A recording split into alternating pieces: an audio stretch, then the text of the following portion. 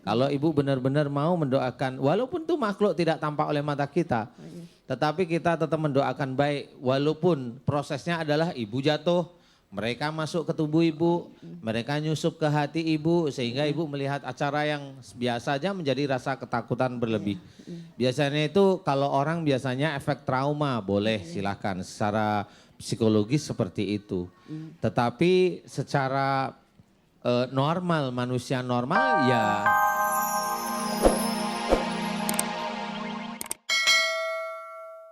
Nah intinya adalah sifat-sifat apa yang bisa menjadikan radang pada selaput otak, itu yang harus kita ketahui. Nah, karena apa? Tubuh kita milik Allah, ya, yang mengizinkan mau kita sehat, mau kita sakit Allah. Kemudian di dalam tubuh kita banyak sekali virus. CMV itu sudah ada dalam tubuh kita, tokso itu sudah ada dalam tubuh kita. Tinggal Allah itu mau ngizinkan, ini virus yang mana yang mau dikeluarin. Hanya itu aja.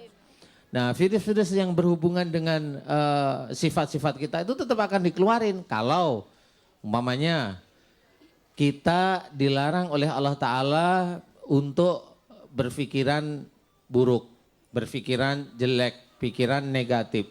Kita diajarkan senantiasa pikiran kita itu positif, husnudon, pikiran yang baik. Nah, radang selaput otak itu berhubungan dengan yang seperti ini.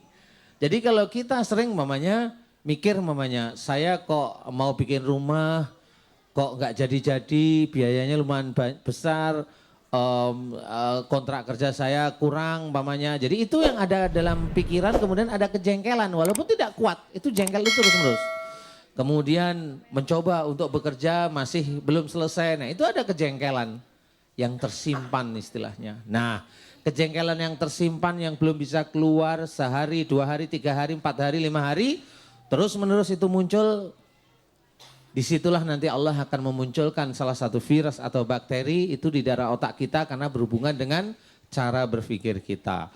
Nah itu yang ditemukan oleh saudara-saudara kita di ilmu kedokteran, nongkrongnya di otak atau di selaput otak dengan jenisnya penyakit biasanya radang selaput otak atau radang otak yang insya Allah bisa menjadikan kita stroke ringan, tidak mampu melihat, tidak bisa bicara, tidak bisa menggerakkan tubuh bagian kanan atau kiri, seperti itu.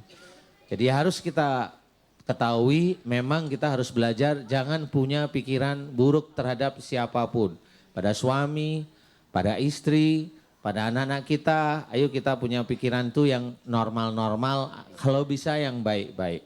Ya, insya Allah itu akan menghindarkan kita dari penyakit salah satunya itu radang selaput otak atau radang otak. Amin. Jadi benar yang Allah katakan Ustaz ya. Ya ayyuhalladzina amanu ijtanibu katsiran minadh-dhanni inna ba'dadh-dhanni itsmun. Artinya bahwa kita memang nggak boleh banyak buruk sangka. Di samping dosa ternyata bisa menimbulkan penyakit. Memang. Yang luar biasa. Luar biasa. Karena memang di sini bengkel hati ini sebenarnya insya Allah mencoba memberikan ilmu pengetahuan tentang tauhid bahwa di dalam ayat-ayat di dalam Al-Quran itu ada buktinya. Dan di sini bukan saya menebak atau menebak tidak, tetapi di sini adalah penelitian yang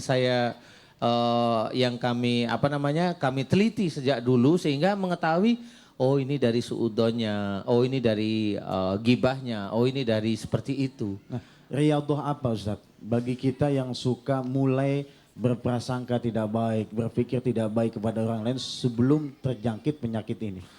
Iya memang kita harus menyadari seperti dalam pengajian, siapapun bentuk pengajiannya entah kalau saat ini di Bengkel Hati di Masjid Anida, memang kita mengajak seluruh umat Islam untuk kembali pada kita, kembali kepada ajaran kita Al-Quran.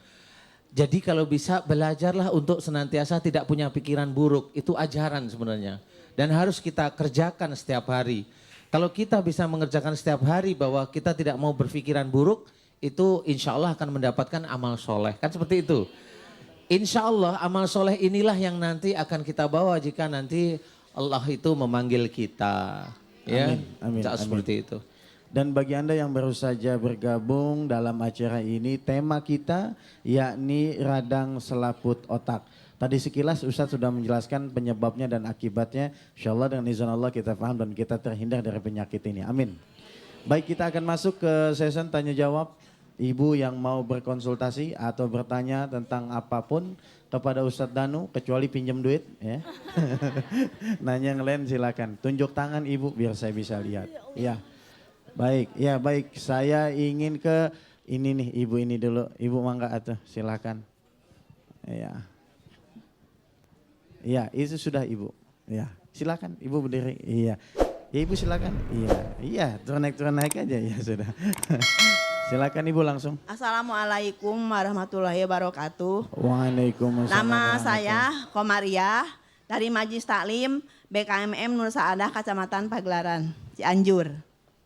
Pak Ustadz, saya mau nanya, ini setelah kejadian jatuh sama teman dari motor, saya sudah ke-6 kali, tapi sudah ke-6 kali kemarin.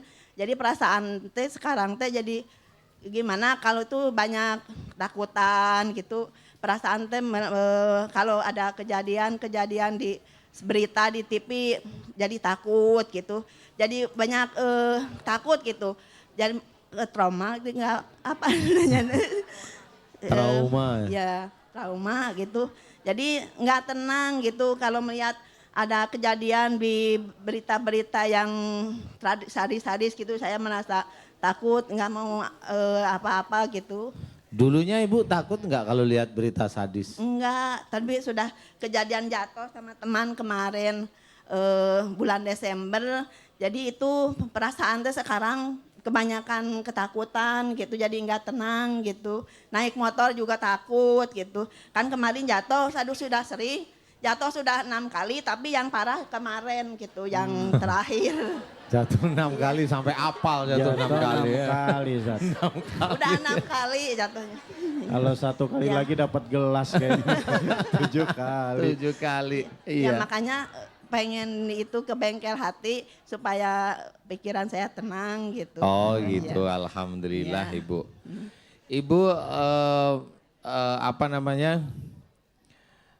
Kalau lihat acara di TV khususnya ya, Iya. itu ada yang sadis takut. Ya, Iya ibu, ibu siapa tadi namanya?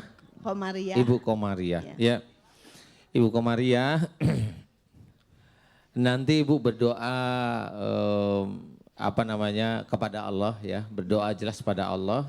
Doanya langsung aja, ya Allah, jika rasa takutku yang berlebihan ini Iya.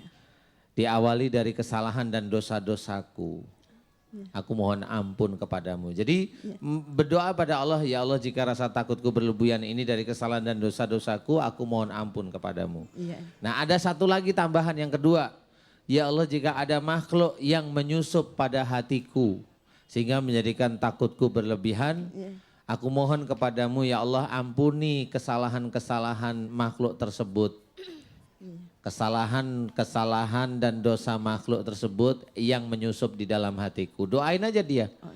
Doain aja agar kesalahan-kesalahannya diampuni oleh Allah. Kalau ibu benar-benar mau mendoakan, walaupun tuh makhluk tidak tampak oleh mata kita, tetapi kita tetap mendoakan baik. Walaupun prosesnya adalah ibu jatuh, mereka masuk ke tubuh ibu, mereka nyusup ke hati ibu, sehingga ibu melihat acara yang biasa aja menjadi rasa ketakutan berlebih.